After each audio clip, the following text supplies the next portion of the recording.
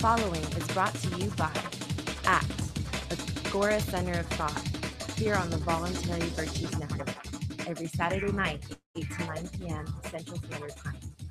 Join us as we dispel the illumination of status sophistry with the dark web of Agora's philosophy.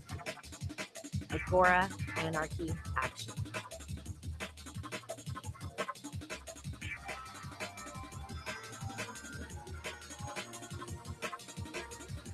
Welcome, ladies and gentlemen. It is June 20th, 2015. This is the Agora Underground here with your host, Comrade Dick, and Cut It Row here. Yes. Do appreciate you guys tuning in. Quite a hectic, crazy week. I'm sure you've been keeping up with the tabloids, keeping up with the headlines of the day. A lot of craziness. Of course, government is on the rampage, and socialism continues to do as it always does, is increase the temperature of the pot as we all just chill in the jacuzzi and not realizing we're getting baked alive here. Right?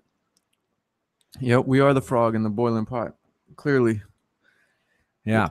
It's definitely rising out there, man. It's a interesting escalation of events, right? It really is. It really is. I mean, we've all been keeping up with it. I mean, just from shootings, obviously continuously shootings will continue to happen infinitum. I mean, this is right. People will kill people, right? This is a problem that is a heart condition. People are murderers. Are we going to cater society to murderers? Are we going to cater to sociopaths? Are we going to build society around sociopaths? Or are we going to build society around human beings? That's the real question. And it seems like we're going with the former, isn't it? It seems like we want the Nerf safe world, so long as Uncle Sam's taking care of everybody, everything's okay.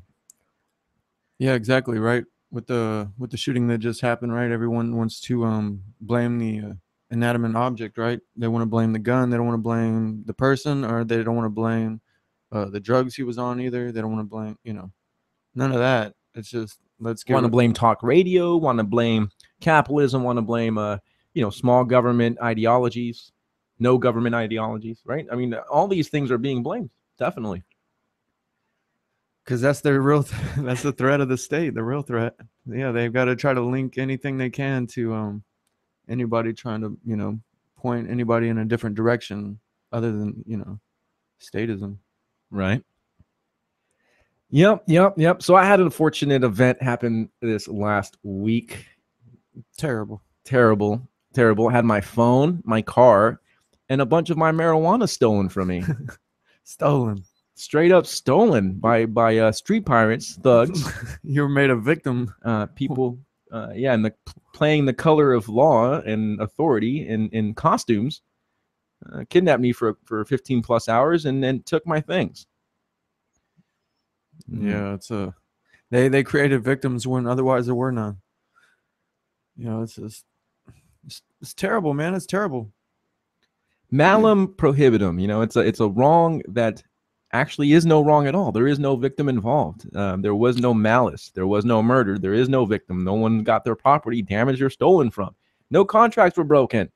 No one's life was threatened in any way. Right. No one was forced to do anything. Yes. So it was simply statutes and regulatory codes of not wiping your behind in a certain way, or having contraband on you, or not licensing yourself, and list goes on and on. But yes, I unfortunately had my shit stolen from me by a bunch of thugs, and it happens, and so just gonna have to see what happens in the courts.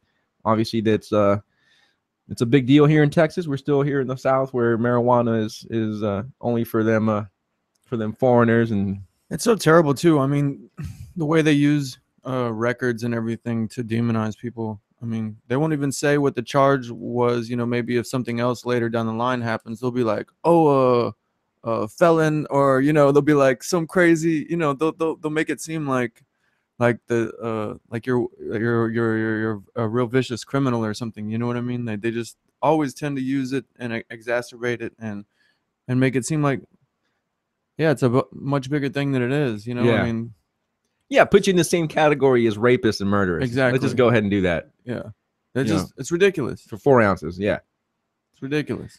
Yeah, and it's funny they try to put me in the blockade where it's like 4 ounces to 5 pounds. Like, what kind of leap is that? Like, seriously, I mean, granted, people should have a right to carry any amount of cash crop that they want. You know, I mean, it's a crop. It's grown naturally on the earth. You have a right to grow plants and trade them and give them away, to smoke them and eat them if you want to. Do whatever the heck you want with them. These are your rights. But it's pretty ridiculous to have such huge leaps and bounds in the law code and the judicial code, you know, in this little game they play. Dude, leave it up to government, right, to make Mother Nature illegal. Yeah, no doubt. Spontaneous order, right? The division of labor, contractualization, human ingenuity, and technology. Yep, all that's bad. Yeah, man. It's really sad these days. I don't know, man. How's it go if you're producing and you're selling less than everybody else, then you're price gouging? That's bad. If you're selling more than everybody else, then you're price hiking, right? And ripping people off, or price I forget what they call it. And essentially, if you sell at the same price as everybody else, hey, you're colluding to form a monopoly price. So either way, you're a criminal. Definitely. That's hilarious. Well, ladies and gentlemen, you guys know that we've been breaking down Murray Rothbard's magnus opus, his greatest contribution. I mean, he's had a lot, but I'm talking about his greatest academic contribution to the field of Austrian economics, and his analysis of it in Man, Economy, and State. And we've been breaking down the second half of that book called Power and Market. I've been breaking through triangular intervention. And last week we finished up with, basically rationing resources and whatnot. So I figure, hey, we just had the papal encyclical come out on global warming and how we all need to revert back to the Dark Ages. So what better thing to reread and go through and spend the episode on than this idea of rationing or scarcity, or this idea of as conservation laws, right? I mean, laws that are put in place to conserve resources. So, we'll see what economists have to say. And for those that may not know, definitely keep up and read up on what you can with this latest encyclical that came out, papal encyclica that came out, basically stating that, the free market is the problem. This guy's telling us that the free market is the problem, ladies and gentlemen, that people seeking profit and people, he literally said that the last 200 years we've been mismanaging our resources. And it's like, bro, we've only had capitalism for like 230 years. So, I mean, what are you talking about? Capitalism? I mean, is that what you're referring to? And then he said, oh, hey, I don't want to take us back to the Stone Age. But he does. But he wants to take us back to the Dark Ages. Right. Instead of saying, just 500 years ago is what he wants to take us back to. Not 6,000 years ago. Just, 500, 600 years ago. When people would get beheaded and flogged and burned at the stake and crucified and hung and boiled, disemboweled, yeah. The list goes on. The good old days. Yeah. When statism was running rampant. Yeah. Decapitation was reserved for the nobility. and we've been breaking that down on Truth Exposed, the French Revolution, and it blows my mind how people, especially historians, people that are somewhat familiar with history in the French Revolution, cannot see how this is an ultimate power grab. You have the clergy calling on the nobles and the government to then secure resources and to basically put limits, production limits and work limits and consumption limits on people. I mean, this is the serfdom all over again. I mean, literally serfdom all over again. You're not allowed to leave your territorial area if you don't have your papers. Definitely. You got to pay your futile dues, right? Yeah. Oh man. Yeah, I mean, they don't want anybody to be in control of their own business. They're actually acting like what? They just own everything. I mean, they own all the minerals, all the resources, like they're all theirs. Like, it's ridiculous. They can't let the market be free. They've got to put their roadblocks and everything in there. And yep, it's definitely not capitalism, and it hasn't really. We haven't really experienced, complete capitalism. I mean, just little pockets of it at brief moments in time, and it's isolated. And when we have, right, everybody's done great. Oh yeah. Yep. So definitely check out that encyclical and find out. We know that the people listening to the show are obviously very economic, literate. Uh, getting all the L's confused, but yeah. So we know you guys got eyes to see and ears to hear when it comes to economics, and you guys got those those goggles and to be able to see the reality of the nature of the world. So definitely check out this encyclical because it is quite revealing as to the motivations and pursuits of the power elite, especially in the Vatican. So moving on to conservation laws, let's see if the Pope can stand up to some Rothbard. Let's see how Francis does, against some Rothbard here. Because Francis made a lot of statements about this, so we'll see. Yeah, I've got a prediction to make. He's not going to make it too well. A lot of people are trying to make it into a religious argument now. It's a Jew versus a Catholic, big debate now, and it's like, wait a minute, come on, we got to distinguish theology from economics. It's a different field, it's a different study, right? From reason. I mean, you're just going to throw reason out the window because Santa Maria. Yeah. The Pinta de Santa Maria. Yep. All right, so conservation laws, ladies and gentlemen, restrict the use of depleting resources and force owners to invest in the maintenance of replaceable natural resources. The effect of both cases is similar. The restriction of present production for the supposed benefit of future production. This is obvious. In the case of depleting resources, factors are also compelled to maintain replaceable resources, such as trees, when they could have more profitability engaged in other forms of production. So we have several cases here coming up, several things coming up. He's saying that the main purpose of conservation laws, right, is to restrict present use of production, present production for the benefit of future production. So this is why we need to scale back our use of oil and scale back our meat eating and scale back, how much clothes and electricity and power you use, because hey, we may not have enough for the future generations. We got to save some for the future, right? This is where conservation laws come in. The same way they look at debt, right? We can't get rid of the deficit. We've got to save some for the future. Yeah, exactly. There you go. Got to conserve some of that debt for the future. Yeah, okay, I'm getting it. Yeah. And then he gives up an example here where there's the obvious case of trees. Where people or companies, for example, for every tree they cut down, they're by law forced to replant 2 or replant 1 or whatever it is, Now here it's important to bring up, obviously, the tragedy of commons, right? When public property is considered exactly that, public and open to everyone's use, then no one's really going to take care of it. Right? When the government owns a piece of land and they lease it out for the moment, license it out for the moment to a bunch of loggers, well, the loggers don't own the land. It's at the public's expense. It's at the government's expense. So they're going to come in there and essentially do what they always do, is just cut down every single tree they can and leave, right? And get their profit. Now, if the loggers actually own the piece of land, then the equation does change, because people are thinking about their long-term benefit of continuous, influx of money, of profit, of. Yeah, you just don't want to use up everything, right? You want to keep a balance. You want to make sure you've got more trees to cut down later. I mean, you just don't want to. Exactly. Well, then you're not going to have that business for very long. Right. You're going to cut down all the trees and that's it. You're done. Yeah. So there goes all your saws. There goes all your limbering, equipment. There goes all the. So it's what you're saying is that it's really on the individual. The individual really would and should make the best decision. I mean, if it's and logically, if they own it, yeah, they're going to. Versus if they don't own it, they lease it for 4 years. Because they care about it. Exactly. A politician really doesn't care. In the end, he's only in there for 4 years, so he's going to make as many political connections and, the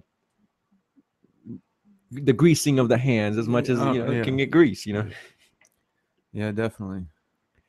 So in the latter case, there is double distortion. Factors are forcibly shifted to future production, and they are also forced into a certain type of future production, the replacement of these particular resources. So he's saying here that it's a dual problem here, because you're telling people that they can't consume at the moment, which puts kind of a hindrance in the market. It raises prices, and then and then if you're supposed to save for the future, then it guarantees that in the future you're going to have to use up these resources.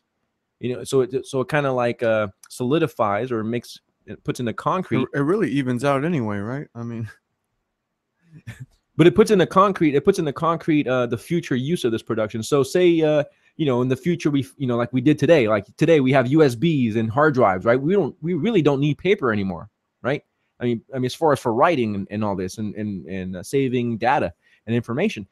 So if we would have just been on this conservation of trees and resources, well, then we have all these trees because we've conserved them now. Well, now we might as well use them because we've spent money on conserving them. So now I'm obliged to use them. And I think this is what Rothbard is bringing up here, is that, essentially technology can make something obsolete. And because of these conservation laws, now companies are going to continue to use resources that are already obsolete because they've invested in them for them in the past. It's a vicious world. Yep. So clearly one aim of conservation laws is to force the ratio of consumption to saving or investment and lower than the market would prefer. Right, because if the market says we got to spend this much X amount of paper or X amount of oil, well, obviously conservation laws want to get it below what the market is demanding, right? I mean, it wouldn't be a conservation law if it didn't do that. Right? I mean, it's pretty pretty basic. So people's voluntarily allocations made according to their time preferences are forcibly altered, and relatively more investment is forced into production for future consumption. In the short, the state decides that the present generation must be made to allocate its resources more to the future than it wishes to do so. For this service, the state is held up as being the far-seeing compared to the short-sighted nature of free individuals or the market, right? Everyone's always making that argument that the market is just the short gain, right? You're looking for that quick buck, the quick gain, right? The quick profit scheme. When really that goes completely against observation. If you're only in political office for 4 years, 8 years, 12 plus years, whatever, you're a senator or a congressman, hey, you're going to want to get more bang for the buck, right? Get more bang for the buck. If you actually own the property and you have a long-term investment, a monarch, a business owner that owns the land and the property, and he knows that he can pass it on to whatever heir he wants to pass it on to, they're going to take care of that a lot better, the future sustainability of that. So it goes contrary to reason. I mean, and everyone thinks that the government's so, all loving and all caring because, they're looking into the future. They care about the children, the unborn children. And really, they're just basically keeping people from being able to produce as much and really just, I mean, I can't. Yeah, live at a higher comfort level. Yeah, right. Yeah. They produce as much. Yeah, they want to keep people down, obviously. And that's exactly what the encyclical is all about. I mean, and what this whole global warming thing is all about. They literally want to have us, rationing water and electricity, and at the same time being barred from having your own solar panels and collecting your own water. I mean, it's just ridiculous. So it's a good time for there to be the shortage over there in California, right, for the water. Oh yeah, perfect timing, isn't it? Nice little hit piece to relate to point to as exactly right as a prime example. Can't you see California doesn't have any water? Yeah, we gotta do something. We need action now. And then what goes along with that, right, is because humans, there's too many of us, and we're consuming too much. So then you've got to take it a step. We're a plague. Yeah, we've got to take it a step further and get rid of some of us, a lot of us. A little Malthusian there, a little And you can see it lining up. It's the idea that, exactly, that we're a parasite, and it's a pretty disgusting idea, a very pessimistic idea, and a very inhumane way of looking at life, and that's not what we're about here at all. And you can really see what would happen. I mean, if the market was allowed to be free and there weren't any hindrances on it, we could already be past using all these things up. Like we wouldn't even need these things anymore. Like You'd you're be saying, on hydrogen, like you're saying with water the paper, powered ship. we've got a USB now. We don't even barely need to use as much paper. I mean, we've got the internet. Why do we even need a newspaper coming to the house and you can just, get some news through the internet or Right. your subscription, right? Yeah. Yeah. So there's already proof right there. I mean, we won't have to use all these resources, the oil. these precious resources. Oil, right? We start conserving oil. It only guarantees that we're going to be using oil for a longer than we need to be using oil. That's all it guarantees. It does. Because you start conserving, it's going to be there. Well, I was forced to invest in the concept. Also it's that it's there, but the fact that I'm sure that we're not able to use as much is going to slow the market down and being able to create new ways to surpass it. Yeah. So. Yeah, and exactly, because it takes resources in order to create new technologies and new investments. They're only slowing down the growth of human ingenuity. Yep. And a lot of times it's crisis, it's a scarcity that causes us to overcome, the current situation. We have a scarcity of something. You find an alternative. You invent an alternative because there's a demand to do so, right? If there's no scarcity, if we just continue rationing things off, well, then there's no real incentive there to want to get things started into a new direction. There's just so many points, really. Yeah. So here he's saying that presumably depleting resources must be used at some time, and some balance must always be struck between present and future production. Why does the claim of present generation weigh so lightly in the scales? Why is the future generation so much more worthy that it can compel the present to carry a greater load?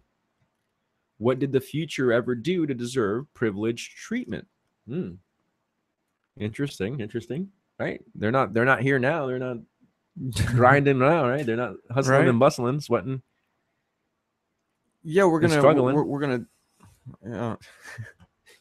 That was a good one. Yeah, that's a good way of putting it, right? Yeah. We don't know what kind of monsters we're going to give birth to in the future. Why we weren't going to give them anything? No, that's funny, though. Indeed, since the future is likely to be wealthier than the present, the reverse might well apply. Ooh. Right. Since the future is going to have greater technologies, right? More production at a lesser cost.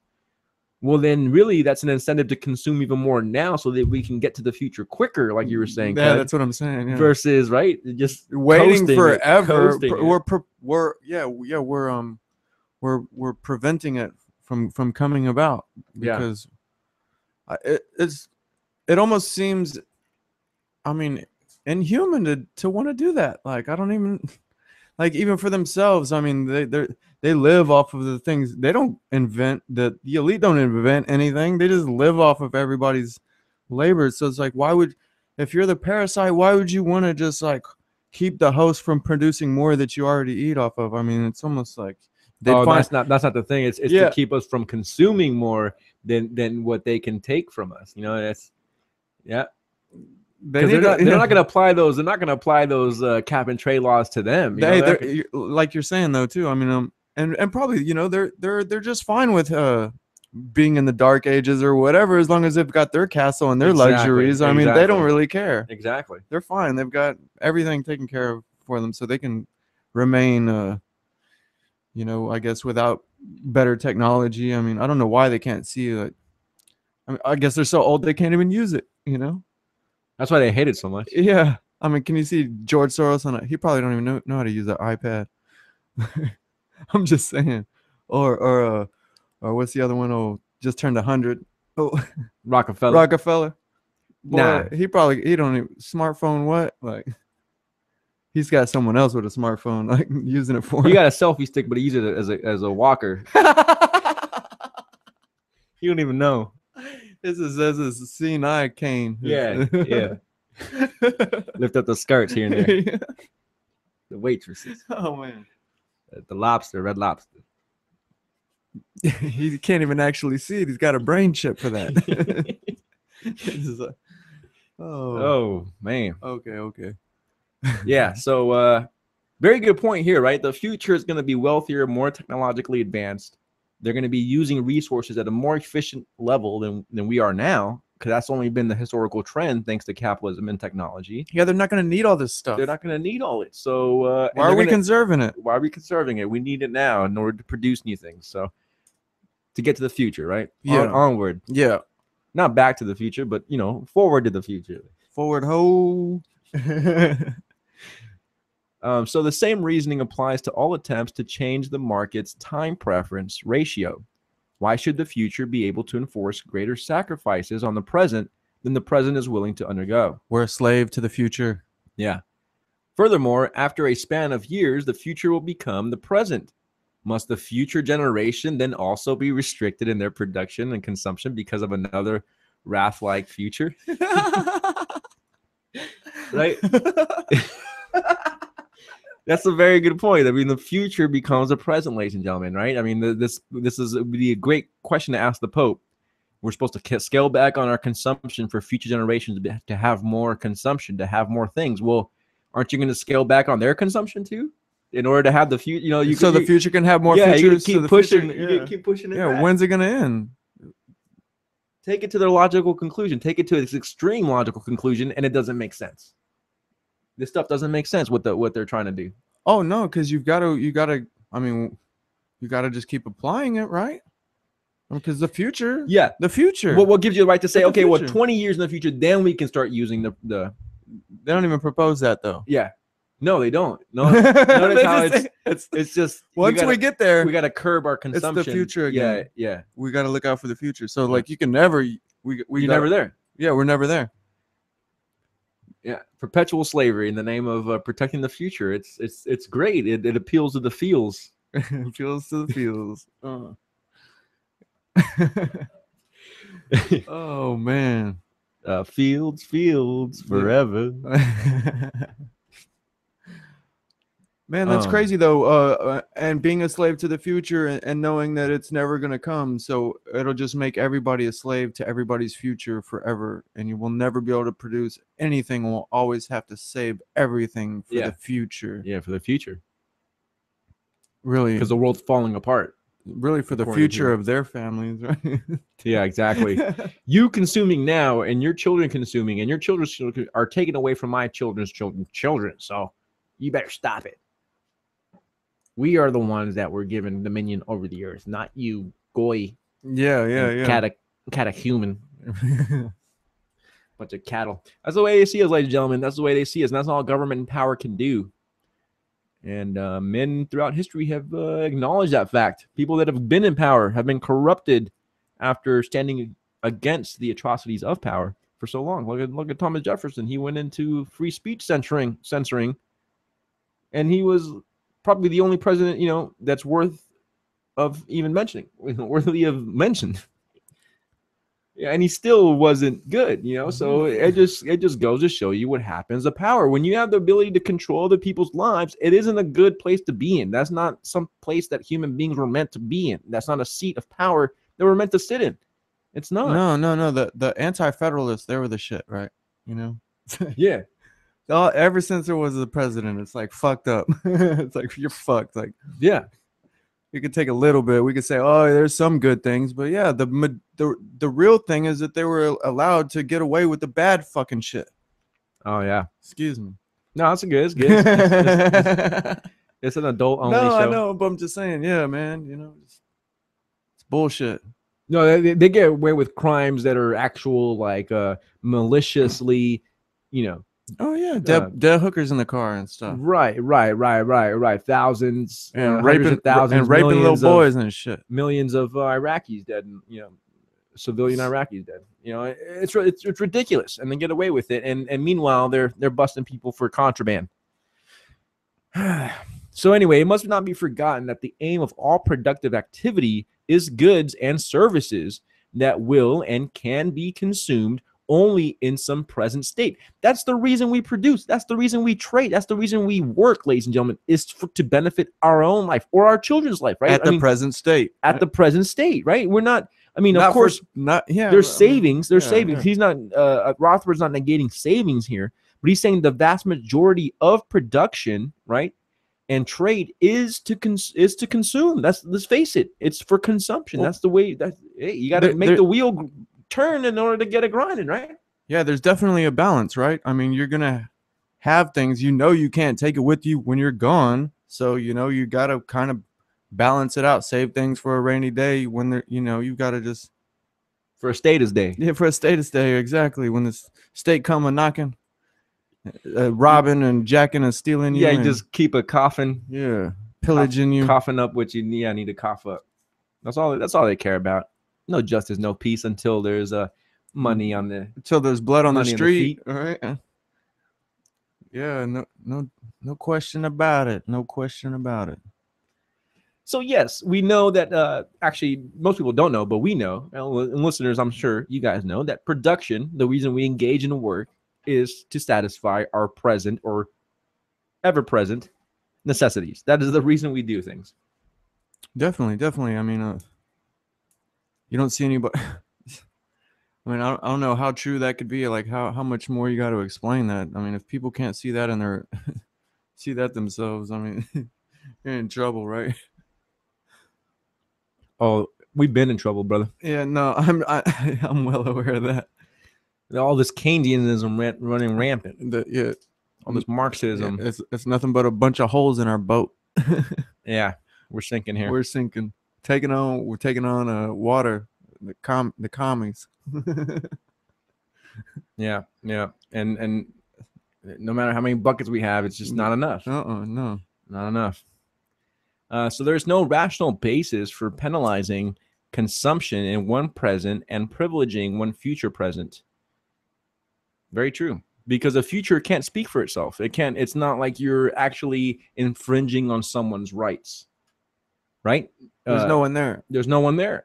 It's an abstract concept, just like the state or society or collective. It's an abstract, arbitrary concept. It's kind of how like the government's trying to work on having like pre-crimes or like predictive crimes. Like before one happens, right? We know you were gonna do it based on your your social media activity, your search activity. I mean, it's crazy. They're literally like trying to put us in like a cage. A matrix. Insane matrix. Like, put us in jail before you even break a crime, break the law.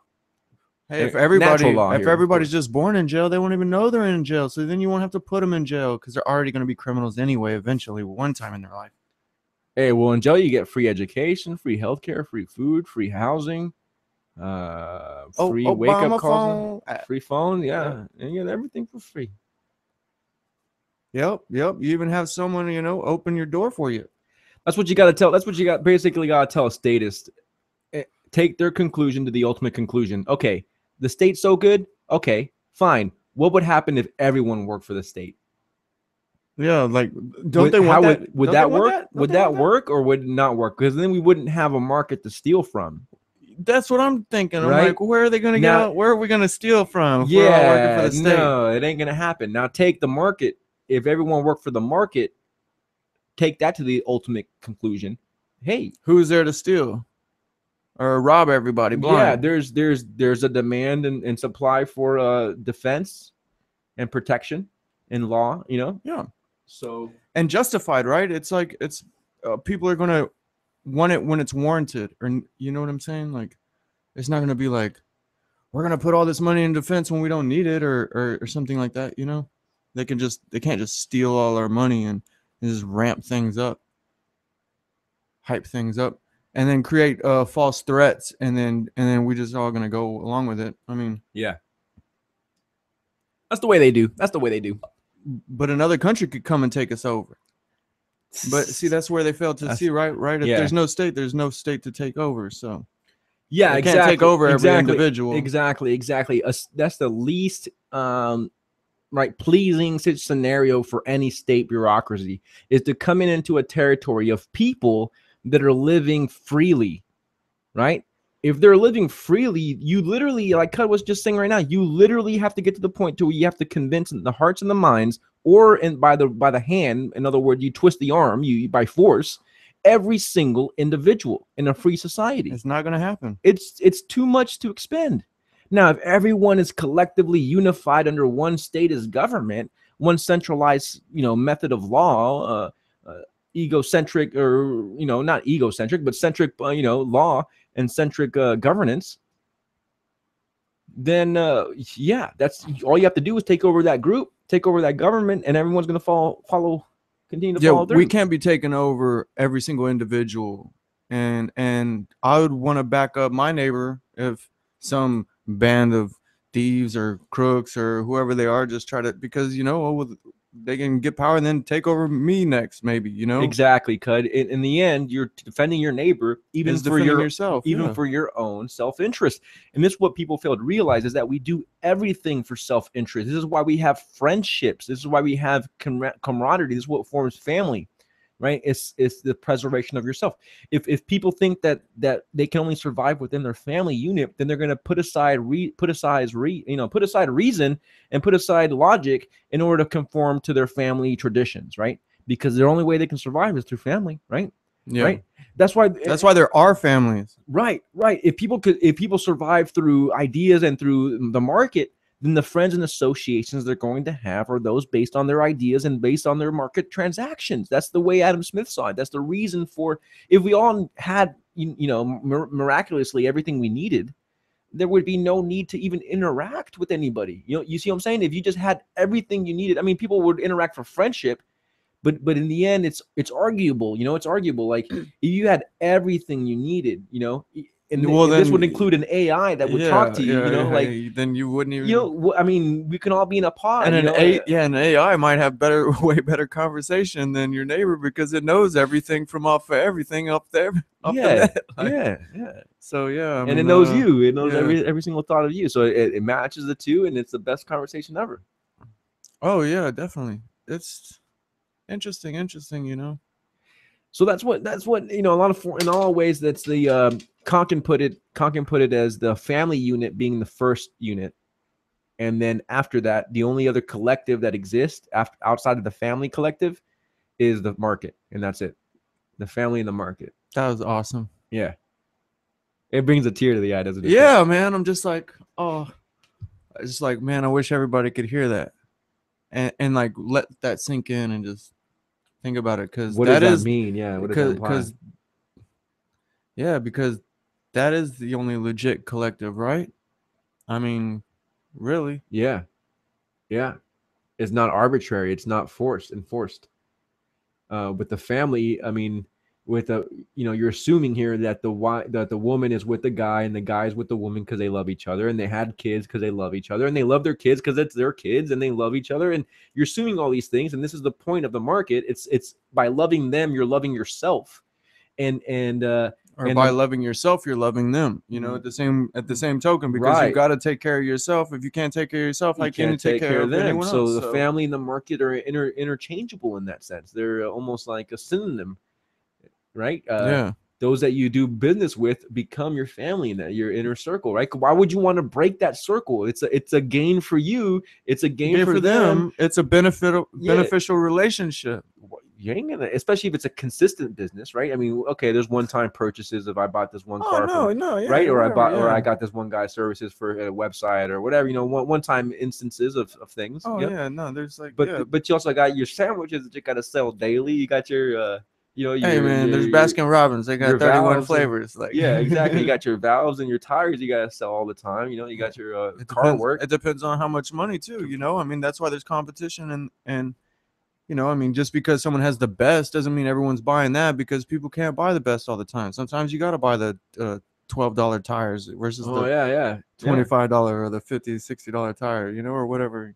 Yeah. Sometimes you're like, well, I just got to get by right now, Right. You don't go with the organic meal, you go with the all natural meal. Sometimes you don't go with the all natural meal, you go with the fast food meal. You're like, oh man, I gotta bite the bullet on this one. But and that one's really definitely the one that we would encourage, and we try to encourage ourselves and each other to, as far as when it comes to what we put in our bodies, ladies and gentlemen, that's so important, because only the best, right? Only the best, because we need each and every one of you here for the long term, right? We need y'all here for the long. We don't need a comrade getting diabetes. Right? Yeah, we don't need you Kurt Cobain in yourself. Like, no, we need because you don't too much sugars. Yeah, come on, just stick around. You know, you gotta help out with the whole message, man. That Lay off the bacon. lay off the bacon. I know That bacon's stuff's the up big there thing. with crack. It's up That there with thing's crack. That's the big thing now, bacon, man. Oh, it's up there with crack, brother. Bacon. They've on already everything. proved it. It's as addictive as crack. Holy Cocaine. cow. Crack cocaine. Are you serious? I'm serious. Man, I stopped eating I'm that. serious. That's a miracle then. I'm an ex-bacon user. Yeah, there you go. we need to make a Bacon's Anonymous. I'm a man.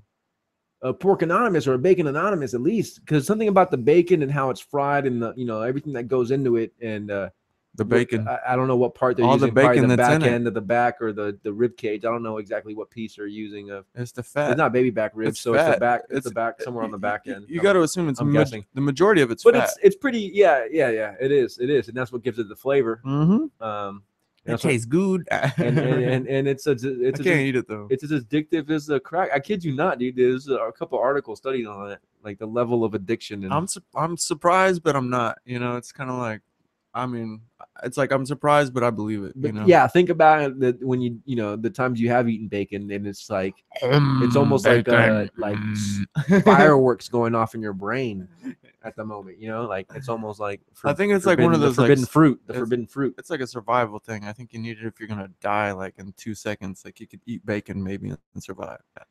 I don't know, Nah, I'm dude. I'm just making some- I don't know, man. That sounds kind of. There's so much fat in it, dude. Like if you're like Ethiopian or something, you're gonna die in like 2 seconds, like from starvation. Boom, here's some Yeah. bacon. Yeah. Nom. Yeah. All of a sudden you get fat. Boom. Boom. Grow a belly real quick. All right. Yeah, enough joking around. All right. Yeah, we made it to the bacon limits of the universe. We did. There's a fat shield around the universe. It's the third heaven being blocked out. Not that. So going back to the consumption laws, ladies and gentlemen, you were going to the bacon. Who can stop you eating bacon now in order to conserve for bacon in the future? You know what I'm saying? That's really applying it back to that. Yeah, and everybody knows how many pigs have. Yeah. Lots. Well, and if you grow them yourself, see, the problem is these laws, these conservation laws, are going to be used on the individual and not on the big corporations. This is why we're against big crony capitalists. Big crony so-called capitalists, right? So-called capitalists, because they get these privileges from the state. And they use these laws of conservation against the individuals, little small mom and pop shop producers, and not against the big boys, right? I mean, it's just common sense. Just pay attention to what's been going on, ladies and gentlemen, since the progressivist movement. I mean, geez, do we really need to keep... They create the whole atmosphere that you're in, and then they sit there and call it capitalism and say let's get rid of it, while they're the ones who create it and create more of it and keep creating more of it. Yeah. And it's not capitalism. More regulation. Oh, it's capitalism's fault. We need more regulation. And then somehow those cronies are still there though. Fault. Those cronies are still there though the whole time. Oh somehow. yeah, we'll figure it out. We got all the credentials. We just found out that they weren't that bad, and we need them to. We were telling the truth, as much as we could. National security. Yep. Obama. I mean, Osama. Oh. Osama was after us in the sea. He attached himself to a great white when we threw him in the ocean. He was suicide shocking it. Yep. Obama bin Laden. Yeah. So anyway, Osama. Osama. Obama. Barack Osama. Osama Hussein. Obama and Biden. Osama bin Laden. What? Obama and Biden, to be running and hiding from Osama bin Laden, it'd be coming and gunning. Watch out. So there is no rational basis for penalizing consumption in one present and privileging one future present, right? And there is still less reason for restricting all present in favor of some will of the wisp future that can never appear and lies always beyond the horizon. Yet this is the goal of conservation laws. Conservation laws are truly pie in the sky legislation. Hey, I got an idea, man. Yes. Let's use that same tactic for government, and let's like conserve it and say we don't need any of it. We can't use any of it right now. And we got to save government for the future. Yeah. And if we can just like it's a really tough time right now. yeah, and Yeah, then we need to conserve. and then in the government. future when we get there, we could just be like, nah, man, in the future, man, we're gonna save government for the future because Once our roads get real nice, bro, we'll bring in government. We'll bring in the potholes, right? yeah. And then when exactly. That's it. I figured it out. Yeah. We're just gonna be state conservationists. We're gonna say in the future, Not to be confused with the minarchists. Not to be confused with the minarchists. No, because see, the future's we're never there. It's ever seeking. Yeah, we're ever seeking the future, so we're just saving the It's ever, government. it's ever coming. Yeah, so we're saving the government for then. Ever gunning, yeah. Yeah, and it's always gonna be, Ever aiming for that supply and the demand. You know, it's like that carrot in front of the donkey. It's just always gonna it's like achieving the market price. You're never gonna get there because supply and demand are always changing. So yeah, you just keep you just keep going, son. you just gotta keep going. You just gotta keep going. Just start one foot in front of the other forever. Infinitum. Forever. Till you're down. Yep. So it is truly pie in the sky legislation, ladies and gentlemen, and individuals in the market decide on the time structure in their allocation of factors in accordance with the estimated revenue that their resources will bring in present as against future use. This is right. This is what businesses do. In other words, they will tend to maximize the present value at any time of their land and capital assets. The time structure of rental income from assets is determined by the interest rate, which in turn is determined by the time preference schedules of the individuals on the market. This is a very good point here. So a lot of people are against rent. A lot of ANCOMs and socialists and Democrats and people of that nature are, very statist people are against rent. They think it's some kind of exploitation. And their main argument is, hey, you spent $100,000 on a house, and by renting it out over 10 years, not only did you make your money back, but now you're making more money, and it's taking away from the labor and the rights of the people that you're renting out to in some way, weird way. And it's because they have the labor theory of value. They think that if you put $100,000 into a home, that you only allowed to make $100,000 from it. No profit. And no profit, because it would be someone will be losing, being exploited. Someone will be getting them, a bad deal in the equation is in their line of thinking. Which doesn't make sense because supply and demand always change. How do people have businesses and even stay afloat? The only reason they charge 3 or 4 times more than what the product costs is because they have to pay for overhead and for taxes and all these other things. It's just yeah. How are you gonna get taxes from people then? Right. If So if you're a commie. Right. So the true nature of rent, ladies and gentlemen, it's determined by the time preference schedules of all the individuals in the market involved. What does that mean? Okay, well, that means, for example, say you live in certain area code, right? Everybody in that area code, and this is just breaking it down to one little area. You can break it down bigger or whatever size you want. I mean, really. But you want to get local geographies, and if you want to know the more specifics about your market, right? I mean, you don't want to look at the global economy and somehow gain an equation or gain some insight into your world. You want to zoom in into your economy and get the grasp of it. So point being is that time preference is determined in a rent, for example, brought up here, is determined by everyone that's renting out area in your area code, right? In your zip code. Everyone that has a room or an apartment or a home for rent, all those are the players involved in the market. Now, all those people combined, right, plus the people that are looking for places to rent out combined, the market battle, the supply and demand, or the supply and demand, the negotiation power, the power to negotiate, because in the end you always have the power to negotiate a deal. Oh yeah. You know what I'm saying? So all those play a factor, and that's what determines prices. That's what determines rent and the rate of interest on a loan or on how much you should pay in a room. All the people involved, that how many people can lend you out that much money? How many people have $1,000 to lend out and are willing to do it, versus how many people want to borrow $1,000 and are able to borrow it? And those two factors determine the prices and supply and demand factor of it.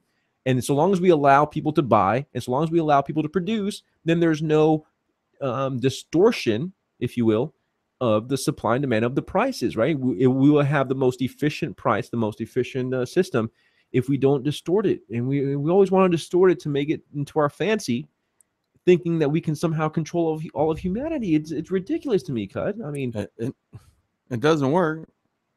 At least Peter Joseph in the Zeitgeist movement suggested a massive computer AI system Well, doing yeah, it. at least he knew a human couldn't do it. Yeah, I mean, it's admitting to the fact. Yeah.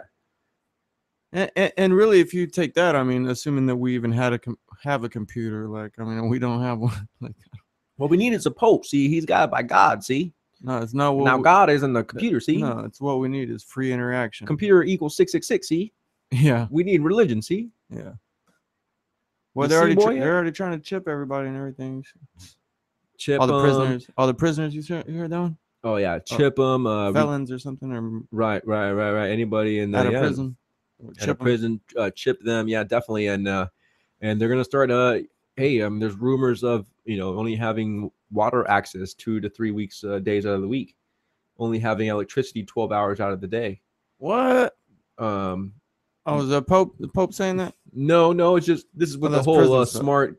Oh, it's smart. The smart grids, the smart meters, the whole conservation laws, the Malthusian mindset of the Al Gore. Well, the Pope's gonna come and prep climate that, right? He's gonna come and tell everybody that that's what we need. That's the right thing to do. Right? Oh, it's coming in September. Yeah, it's coming in September. And you know what, Cud? This is one aspect that people are negating as to why they're flooding the country with a bunch of people from the third world.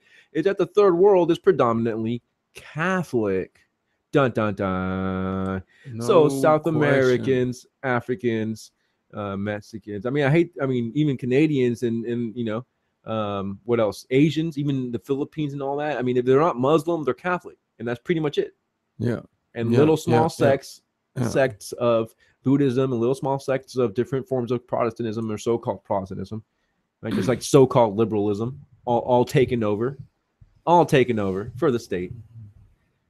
So that's the way they do, man. That's the way they do. So with all the markets, individual players, they determine the rate. So like, hey, this would be an example of applying this to the New World Order, right?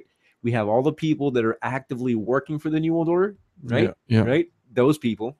Then we have all the people that are actively fighting the New World Order in some shape, form, or another. And that's rubbing together to create the supply and demand, the cost, their resources, our resources. And obviously we're outnumbered. This is far beyond David and Goliath, for you just to consider the money that they got at their disposal, with the central bank and the tax dollars and their and how many people don't even know that the fight is going on and they're on the side, just passively submitting to the state. And then once you've got a paycheck, you're already like, oh, it's my team versus your team. I got my paycheck, I got mine. Yeah. And they justify in their head. They think, oh, well, it's child games. They turn into little kids. I hate to say it, it's just, it turns into a little immature, like, nanny boo boo, like, really, it does. Yeah, it does. What do you think? Should we can? Well, what you got? Just a little bit. You got? I don't know. We got like 2, 3, 4. No, just right there though. I mean, you just had like a little bit more. We could have stopped it right there, right after the last end of that paragraph. That is a lot of. That is a lot of pages. Yeah, we got 5 minutes left, and that's like 6 to 5 pages. I barely got through that. We were talking too much, and we went off like we always do. I was trying to be quiet at first, man, but I couldn't after a while. It's just too much, right? It starts building up, and then it's like, Yeah. It's good to read, ladies and gentlemen, and to those that this isn't your style. Well, this isn't your style. No, it's good to read this. This is your style. You need to get down with this. You're crazy. This is everybody's style. Because it's you don't want to be a slave. You don't want somebody to tell you what to do. You don't want somebody stealing your labor. This is an individual thing. Like, this is for your own selfishness, right? Yeah. It really is, man. It really is. Oh, unless you want to be a collectivist and you I'd rather be a slave to myself and to my own greed than a slave to somebody else's greed. I get that fucking Lennox up in here. You know what I'm saying, though? Yeah. You don't want to be a slave to someone else's greed. You'd rather be a slave to your own greed, That way you know when to stop being a slave. Like, okay, I'm comfortable enough. the You know the what's slave owner's you know never what- comfortable enough. Yeah. You know what's really a huge bummer about the system cut too? Like people label you. For those that may just be tuning in here, we just went through economy and state, power market, read a little bit of Section M on what is it, conservation laws, which really went along with the encyclical that the Pope recently came out with about conserving for global warming, this and that. Good stuff. We're definitely going to finish it up next week. I'm debating going for another hour. I mean, it's up to you. Just to finish it up. If you I don't can, think yeah. anybody's going to be on here afterwards. But Yeah, if you can, we'll see what's up with it. And I don't know. As far as I'll just get warmed up. Right. Rewinding it to the other point, like these freaking cops the other day, stole my car, stole my phone, stole some of my herb, some of my medicine, my personal medicine. What are they trying to do? Take my a crop that I bought legitimately. And then they took your freedom by locking you up, and then they took your money. They're trying to take your money now. In other words, your labor, your energy, my time, your energy, your time, my effort, my ingenuity. They're trying to take everything. And it's okay. It happens. But it's here in Texas. You're a political prisoner if you got 4 ounces or more. They try to consider you they put you in the 4 ounce to 5 pound range, ladies and gentlemen. That is ridiculous. I'm going to try to fight it with my lawyer and try to fight it in the courts and try to get it to the 2 ounce, 4 ounce range, and get that dropped to a misdemeanor so I can get my car back, so I can get my phone back, so I can get some of my money back, so I can get hopefully my medicine back. Yeah, not get your life back though. No, but they're gonna give me that medicine back. They ain't gonna give me my herb back, and they justify themselves, stealing with the property state acquisition laws and edicts. It's ridiculous. It's ridiculous. And if they want to do that and feel proud and feel like they're fighting crime, you know what? That's good for you. But you're living in a delusional. Well, not even good for you, but I mean, just you're living in a delusional world where you believe that aggression and force. No, they're wrong. It doesn't matter how what they believe. Yeah, they're wrong. Yeah. Even if the day you die, the laws haven't changed, you're still wrong. You're wrong. I don't care if the laws don't change. It's 50 years after you're still dead. Like, you're still wrong. Like, no victim, no crime. I mean, it was a crime that involved. It was against regulation and code and statute. It's my job. It's my job. No, that's what they always tell you. It's my job. I'm part of the union here. I gotta do what I gotta do. Right? No, we know what's up. You believe? Hey, what kind of stuff do you believe in? I see all these stickers on your car and on your sign. And freedom. You got the what kind of? Oh, you believe in freedom? I kind of believe in freedom too. Yeah, kind of. You don't practice it. Kinda. You don't practice it. You don't practice it. Yeah, you ain't living it. I don't think you do. You don't practice what you preach. I don't think you do, sir. I don't think you do. Yeah, there's no victims until now. Yeah. Who's in the wrong? That's the way they do, man. They try to label you in the same category as a rapist, as a killer, as an aggravated assaulter, as a aggravated thief. Try to put you in that same category, bro. And it's not cool. I'm just wondering. Not cool. I'm just wondering that when it becomes legal, if then they'll be able to expunge that. No, I don't know. You can't be grandfathered. That's retarded, though. You can't be grandfathered into stuff. You can't be grandfathered into stuff. But I'm gonna see about pleading the innocent card and just bombing it as far as jury bombing it. Jury nullification. Tell people. Yeah, and try to at least inform people. that you've got and even make that part of the case. Yeah. Like this guy had. I may have plants. But I don't have any victims. No one was being I don't have any victims. Can I face my accuser? Can I face my accuser? That's the best one. State of Texas or the U.S. federal government against Oh, they're gonna put the police up there, and that's your accuser. He's gonna be like, "Yeah, I caught this guy with plants." Oh, okay. You should throw him in jail. Did I hurt you or your property in any way? Hey, you know what? I bet you. You know what? You might even if you even do that. The cop, if he's legit and he sees like, oh, that's that guy I just got, if he's a legitimate, maybe he might not even show up for court, and then it'll get dropped like that. I'm gonna go innocent with it, and I'm gonna do the research the hell out of it. If you take it to trial, I mean, there's a good chance that he won't show up. Oh, there's that too. There's And, that. or they'll mess up. It was 3 of them though. It was 3 of them. So one of them has to show up. One of them's gonna be the one who tries to be the dude. If there's 3 of them, look, if you you need to talk to one of them. I got a lawyer who will like postpone that so long that none of them will remember shit. Just postpone it to the end of the world. As long as you just can postpone it to the end of the world. It's as just long as you don't get in any trouble for a long time, we could postpone it for a couple years or something, and then they'll not even know shit. They'll be to like, the end of the world. To the end of the world. I mean, hey, till the end of the world. yeah, according to a lot of people, it's in a couple years. I mean, just look. Hey, if we don't do something about it, I don't mean to be alarmist. Let's here. be conservative. I don't really be an conservative alarmist with it, right? And not because of global warming, and not because of an asteroid hitting us, or not because of people just going crazy or anything like that. No, it's gonna go down if we don't do something about it because of the state. Yeah, for real, yeah. Bum, bum, bum, bum, bum, bum, bum. No, for real. I'm just saying. Yeah. Well, folks, we're gonna wrap it up here. We're gonna finish up conservation laws next week. I'm gonna try to see what's up with the with everybody on the network here on the Voluntary Virtues Network. You guys keep checking everybody on here. Great job with all the other shows. Definitely keep supporting. Do appreciate y'all support. And gonna try to see about getting another day going, and maybe, or at least producing some more visual stuff for y'all. Stepping up the game. Let's do it. Let's do it. Let's do it.